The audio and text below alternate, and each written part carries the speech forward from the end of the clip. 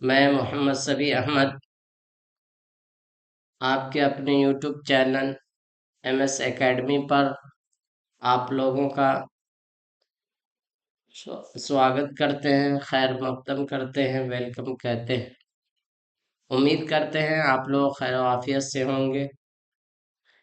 میرے عزیز طلباء و طالبات، جیسا کہ آپ لوگوں کو معلوم ہے کہ ہم 2 دن سے آپ کو یوٹیوب پر آن لائن پڑھا رہے ہیں ریکارڈیڈ فارم کے ذریعے۔ آپ کا پہلا کلاس کل اپلوڈ کر دیا گیا ہے، سبق نمبر 1، جو کہ حمد اور شبنم کمالی، یعنی مصنف کا نام شبنم کمالی ہے اور اس کی لکھی ہوئی حمد ہے۔ اس کو ہم نے سوال و جواب کے ذریعے سے آپ کے سامنے پیش کیا تھا۔ امید کرتے ہیں کہ آپ کو ہم نے جس طرح سے گائیڈ کیا ہے، جس طرح سے آپ کی رہنمائی کی ہے، آپ کو جس طرح سے بتایا ہے، عین مطابق آپ نے اسی طرح اپنا کام کیا ہوگا اور اسی طرح سے اپنی پڑھائی کی ہوگی۔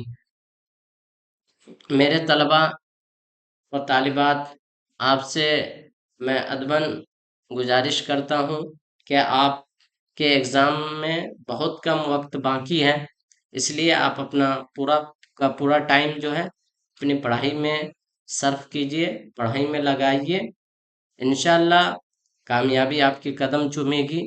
کوئی بھی چیز، کسی بھی چیز کو حاصل کرنے کے لیے اس کے پیچھے وقت دیا جاتا ہے، اس کے پیچھے اپنا ٹائم دیا جاتا ہے، اس کے پیچھے محنت کرنی پڑتی ہے، تب جا کے ہم کسی مقام کو حاصل کر پاتے ہیں۔ اسی طرح ہم جب پڑھائی میں چاہتے ہیں کہ اچھا سے اچھا ہمیں مقام حاصل ہو، اچھی سے اچھی کامیابی ہم کو حاصل ہو اور اچھے سے اچھے نمبرات سے ہم کامیابی حاصل کریں، تو آپ کو یہ بات بالکل ذہن میں رکھنی ہوگی کہ آپ جس طرح سے آپ چاہتے ہیں کہ ہم اچھے نمبرات سے کامیاب ہو، اسی طرح سے آپ کو پڑھائی میں وقت دینا ہوگا، پڑھائی کے پیچھے محنت کرنی پڑے گی۔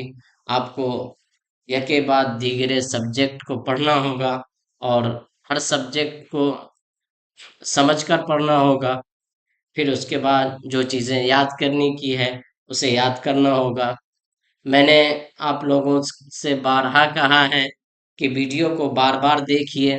ویڈیو کو بار بار دیکھنے سے ہوگا کیا کہ آپ کو ہم بول ہی رہے ہیں، پڑھا رہے ہیں، جس کے ذریعے سے آپ سن سن کے آپ جو لیں گے، ٹھیک ہے، اور سارے سوالات آپ کو ازبر یاد ہو جائیں گے۔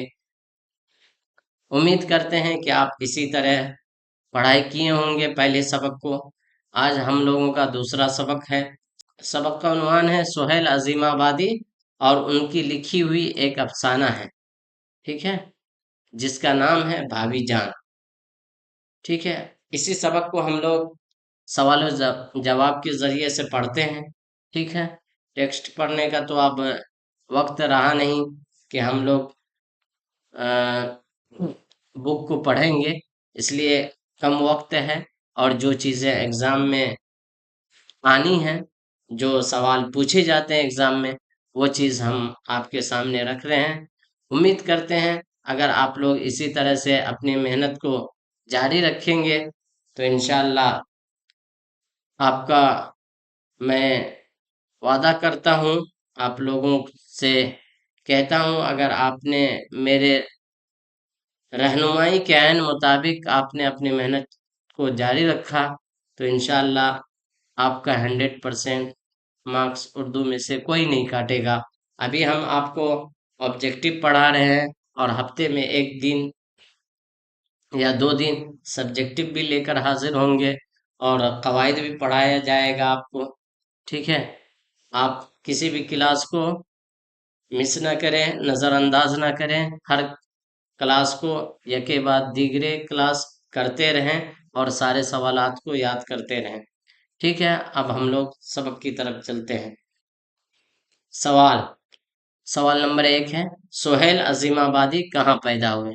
کیا ہے سوال؟ سہیل عظیم آبادی کہاں پیدا ہوئے؟ جواب: سہیل عظیم آبادی پٹنہ میں پیدا ہوئے۔ کہاں پیدا ہوئے؟ पटना में। सवाल, सोहेल आजिम आबादी के बचपन का नाम क्या था? किसका नाम पूछ रहा है? बचपन का नाम। ठीक है, सोहेल आजिम आबादी के बचपन का नाम मुजीबुर रहमान है। क्या नाम है? मुजीबुर रहमान। और शबनम कमाली के बचपन का नाम क्या है?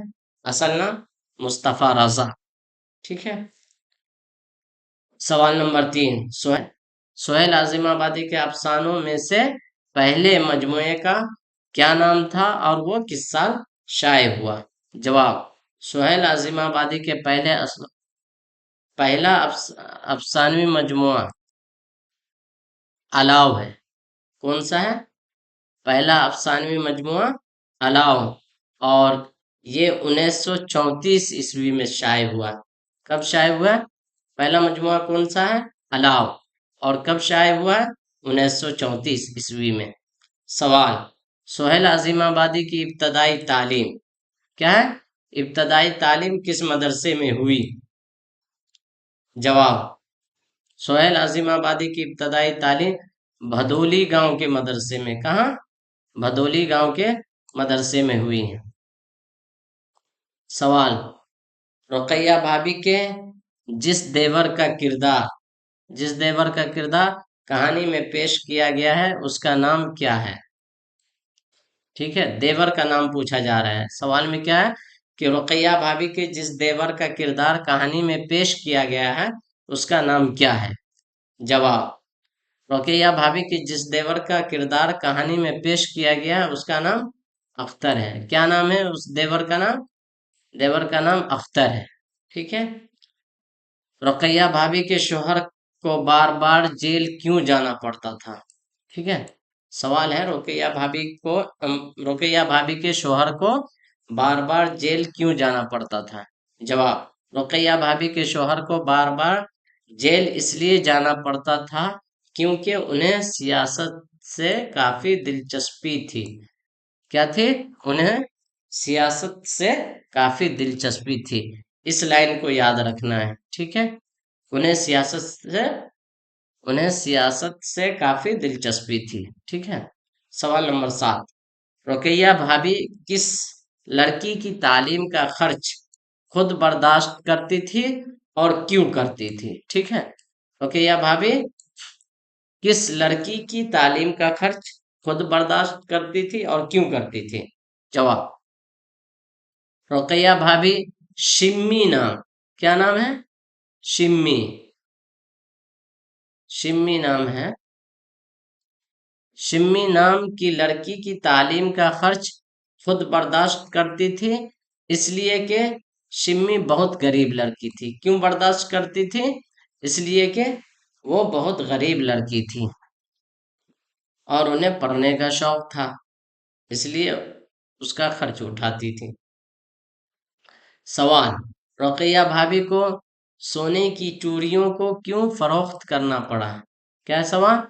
रुकैया भाभी को सोने की चूड़ियों को क्यों फरोख्त करना पड़ा? जवाब, रुकैया भाभी ने अपने सोने की चूड़ियों को शिम्मी के भाई, किसके भाई? शिम्मी के भाई के कॉलेज की फीस अदा करने के लिए बेचना पड़ा। ठीक है, उन्होंने बेच दिया। ठीक है। सवाल, रुकैया भाभी को जब फुर्सत मिलती थी, रुकैया भाभी को जब फुर्सत मिलती थी तो वह अपना शौक पूरा करने के लिए कौन सा काम करती थी? जवाब, जब उन्हें फुर्सत मिलती थी तो वह खत्तो खतूत लिखा और पढ़ा करती थी। क्या करती थी? जब उन्हें फुर्सत मिलती थी तो वो खत्तो खतूत लिखा और पढ़ा करती थी। सवाल, भाभी जान के मुसन्निफ का नाम बताएं। ठीक है। अब जो है टाइटल में से सवाल किया गया है कि भाभी जान के मुसन्निफ का नाम बताएं। अफसाना भाभी जान के मुसन्निफ का नाम सोहेल आजिम आबादी है। ठीक है। इसी को इसी को दूसरे तरह से भी सवाल किया जा सकता है कि सोहेल आजिम आबादी का कौन सा अफसाना आपकी किताब में या आपके निशान में शामिल है? ठीक है। इस तरह से भी इस सवाल को किया जा सकता है। और दूसरे तरीके से कि भाभी जान के मुसन्निफ का नाम बताएं। अफसाना भाभी जान के मुसन्निफ का नाम बताएं।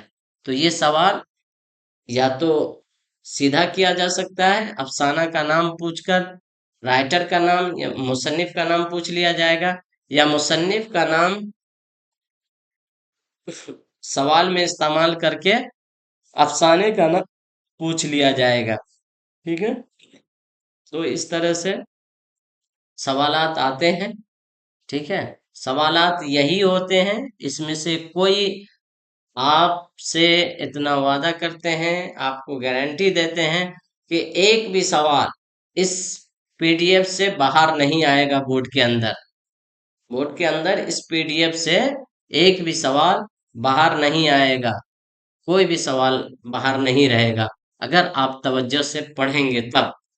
सारे सारे सवालात इसी पीडीएफ से रहेंगे, एक भी सवाल का जवाब इधर उधर से नहीं रहेगा। बशर्ते कि आप मेहनत से तवज्जो के साथ अपनी पढ़ाई को जारी रखें। ठीक है, उम्मीद करते हैं आप लोगों को जिस तरह से बताया गया है, आप लोग उसी के आयन मुताबिक अपनी पढ़ाई को जारी रखेंगे। अल्लाह ताला आप लोगों को कामयाबी अता फरमाए। आमीन। अपना ख्याल रखें। अस्सलामु अलैकुम।